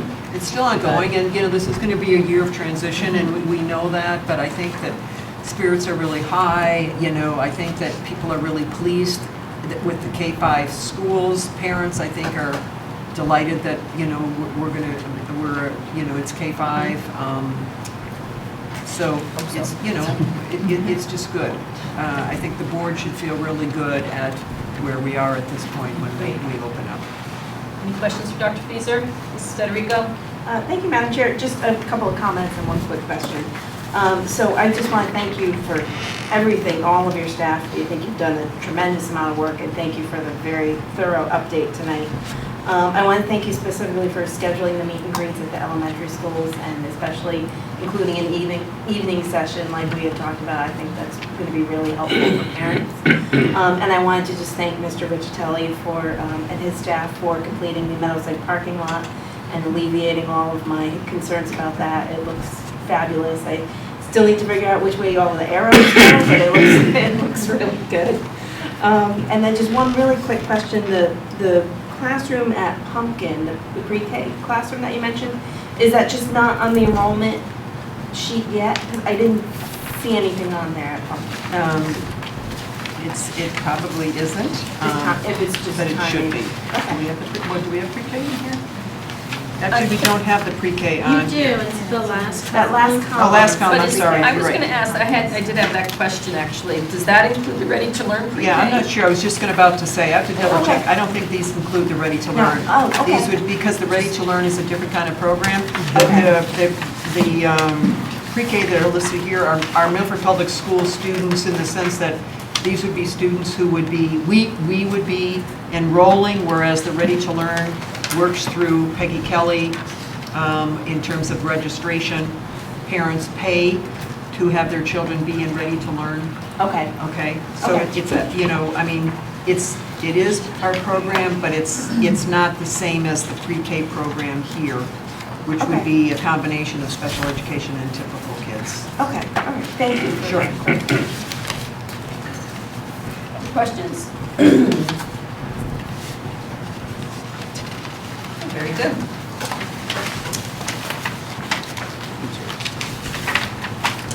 So the next item on the agenda is the food service end of the year financial report, and of course, Mrs. Fausch has made you cookies so that you'd be nice to her.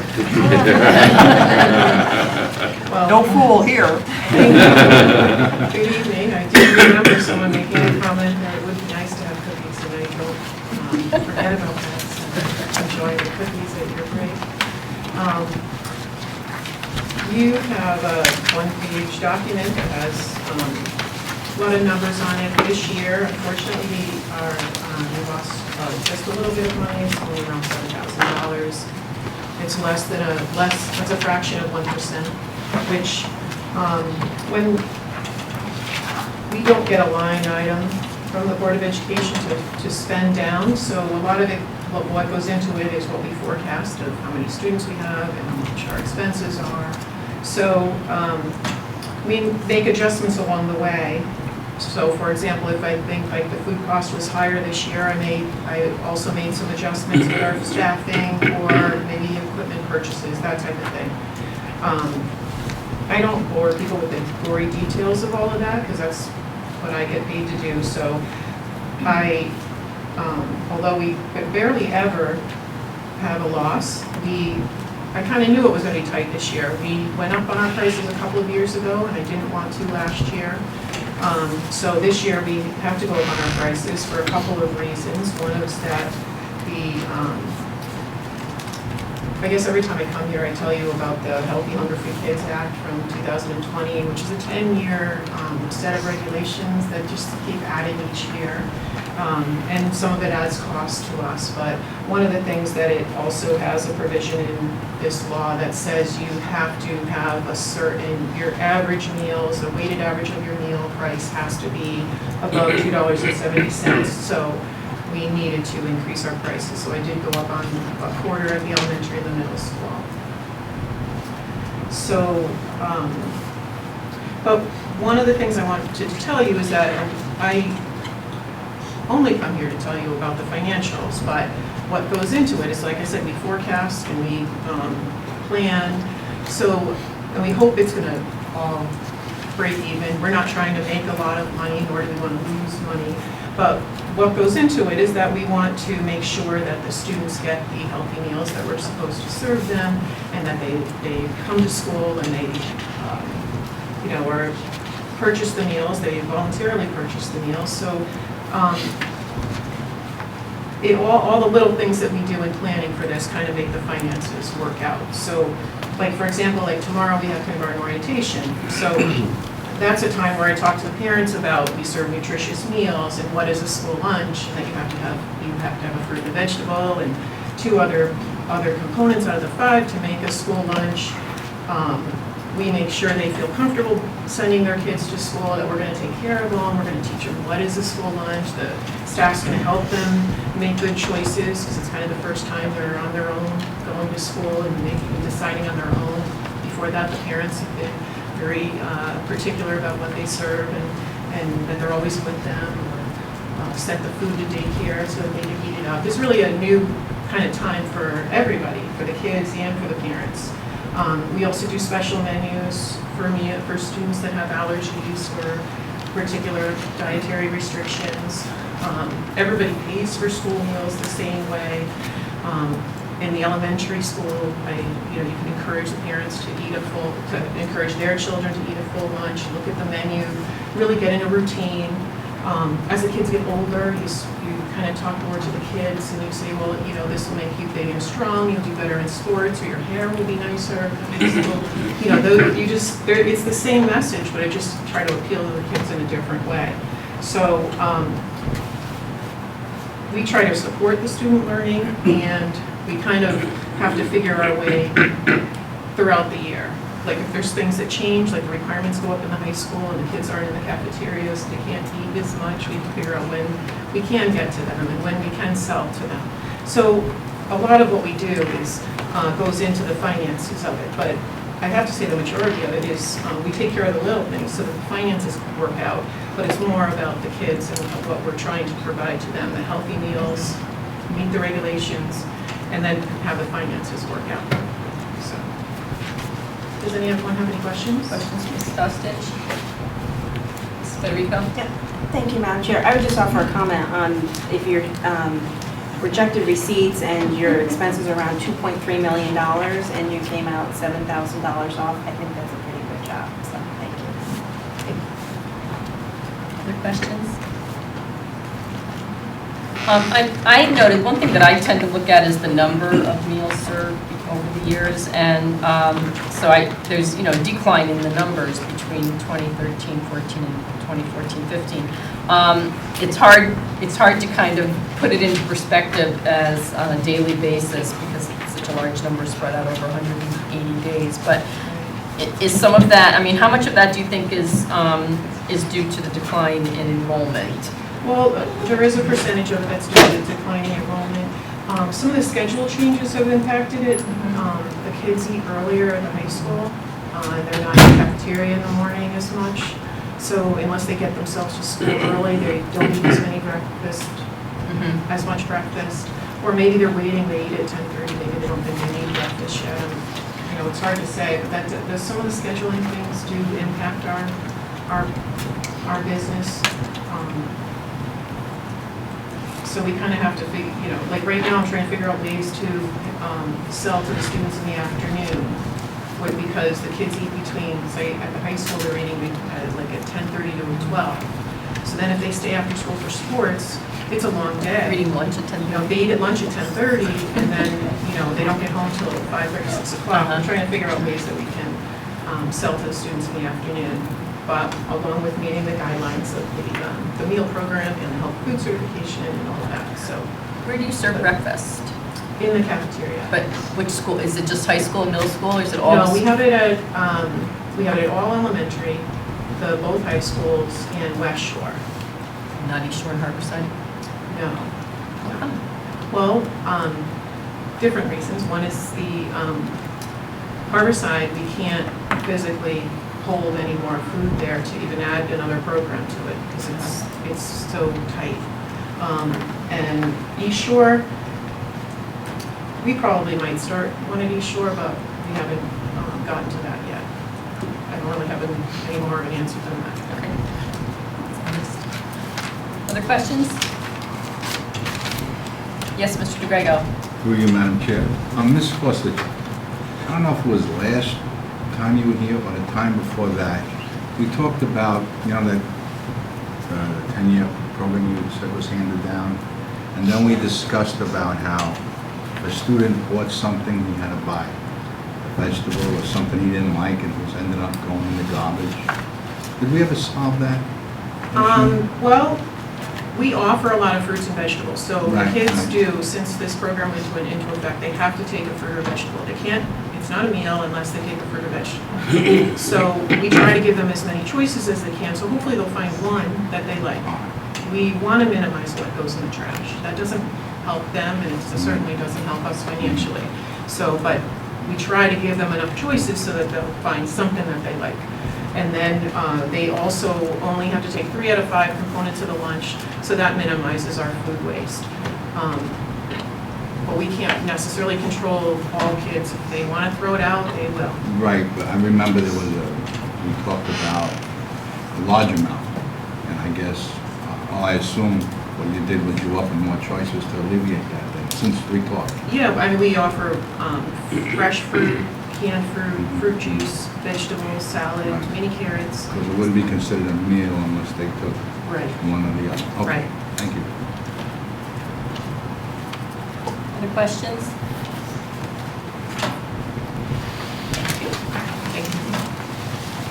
We're gonna leave the cookies there, right? We're gonna leave the cookies. The next report is the HR report, and Mrs. Capazna is actually taking her daughter to college, so she's not here this evening, so I'm going to address this as best as I can. What I want to say to you is that to date, now this would have been Friday, as of Friday, we have hired 38 new teachers. 9 of those teachers were hired from Wednesday of last week to Friday, and we hired 2 more today. So I just want, you'll see that there's been quite a bit of movement on the part of some staff. We've had more resignations than are typical. We've actually had about 18 resignations since the springtime. What we're finding is that there are a number of staff who have selected positions because they're closer to home. So we just had 2 resignations from the high school last week. Both of them were in order to, they got positions that were closer to home, so they didn't have a long commute. And we're seeing that there's a lot of that. We're also seeing that some people are taking another position because, for the sake of conversation, they teach science at the high school, and they have a certification in both biology and in general science, but they really love biology, but their schedule has more general science than it does biology. And then here's a district that is offering a total biology curriculum per schedule. So we've had some people who have left because what they are teaching is more to their liking. We also have some people who have left because they've been promoted to different positions. So we had one teacher who was, is now an administrator in Stratford. We have another person, I think, who's going to be a supervisor somewhere. So that's another reason why some people are leaving. And, we had some people, only a couple, I want to say 2 or 3 people who through the reconfiguration were displaced to another school in grade level, and they really were not happy, so they chose to go to another district. But just want to let you know that, the struggle that we're having is a struggle that is the same in so many districts, as I've talked with a number of my colleagues in terms of the switching that is occurring. So people sign a contract and then they break the contract. And sometimes we can easily replace someone, and sometimes it's very difficult, particularly in the shortage areas. It becomes very hard. But, we move on it as quickly as possible. Mrs. Kapazna says we currently have 5 open teaching positions. Well, I know that I interviewed 2 people today, and and Mrs. Keller did, and 2 out of the 3 for sure were able to be hired. The one we needed to do references, checks on the person, etc. So, but on the other hand, we also had 2 more people who resigned on Friday. Again, one was a promotion, and another one, was somebody who got a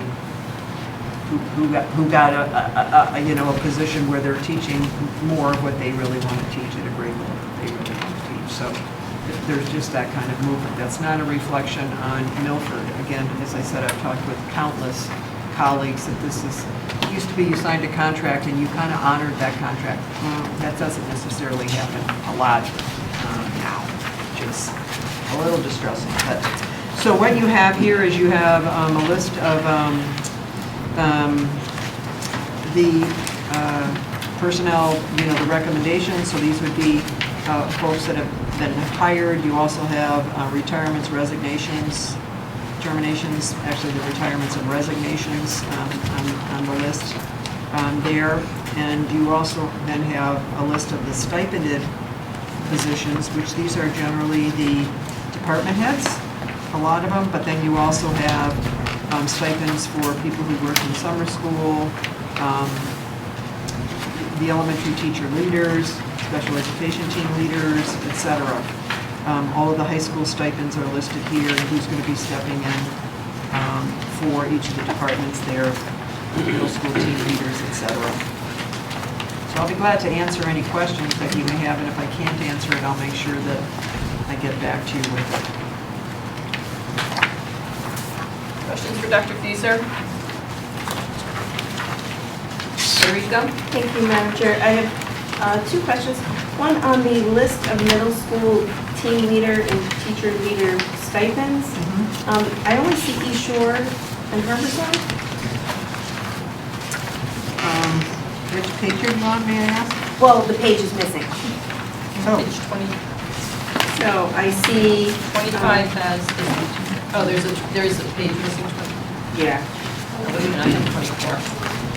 24 is Jonathan. Page 22 is Foreign, page 23 is Harborside, 24 is Jonathan Law, and 25 is East Shore. So there is no page So Harborside is for, no page for West Shore. I'm sorry, so West Shore is not here. Yes. You can get that. I'm not sure why that's missing, but I will make sure that you get that. Okay. And these are the team leader stipends. Is that correct? That's missing? Yes, yes. Other questions? And then just on the long-term substitutes, are those for medical leaves, or is there another reason? It could be medical, I think it could also be maternity leaves, it could be child-rearing leaves. Okay. You know, I think, but I couldn't tell you which, but I know that we have teachers out for all three. Typical reason like that? Yes. Okay, thank you. Mr. DeGrego? Madam Chair, through to Dr. Fiesel. Dr. Fiesel, I don't know, maybe you said it, I didn't hear. The 9 teachers and the 2 you hired today are in here. No, well, the 9 teachers would be in here, but the 2 teachers we hired today, no, because this was sent to you on Thursday of last week. Yeah. You know, I But I mean, just was literally, wondering. we're doing interviewing and hiring Okay. every day. And part of what also is. I didn't know if you threw the page. No, yeah, I did not. The other thing is that, you know, so for example, we had a teacher in the middle school who took the teacher leader position at Orange Avenue, because the Orange Avenue teacher leader who was hired as an administrator in Stratford. So the middle school person moves to Orange Avenue, which opened up the middle school person. 5th grade teacher at one of the elementaries was able to go to that position by seniority, and so now we had a 5th grade position open. So, I mean, there's been several of those kinds of things that have happened as well.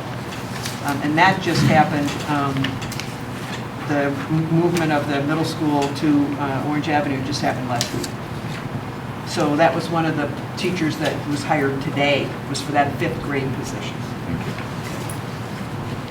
Other questions?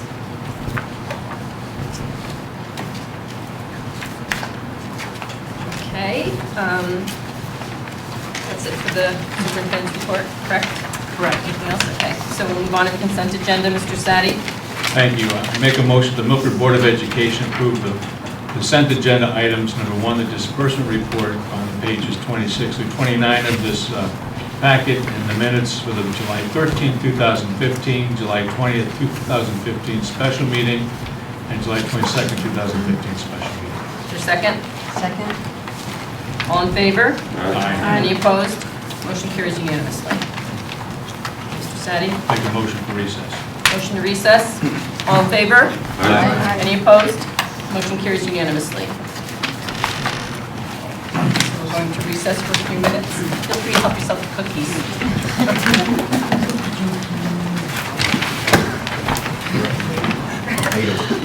Floyd, how are you?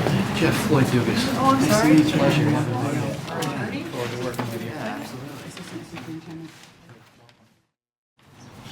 Thank you. Okay, we're back in session. Mr. Sadi? Thank you. I make a motion the Milford Board of Education approves the working agreement between the Milford Board of Education and the Milford Education Secretaries Union 222, CILU/CIPU number 64 for the period commencing July 1st, 2015 and ending through to and including June 30th of 2019. Is there a second? Second. Is there any discussion? Seeing none, all in favor? Aye. Any opposed? Motion carries unanimously. Good night, thank you. Any board comment? Anybody have board comment tonight? No? Okay, Mr. Sadi, motion to adjourn? Motion to adjourn, please. Second. Third. Any discussion? All in favor? Aye. Any opposed? Motion carries unanimously. We are adjourned. So board members, we meet again on September 15th. It's a Tuesday. Tuesday, it's a Tuesday. 1-5, right? 1-5, yes. No, 1-5.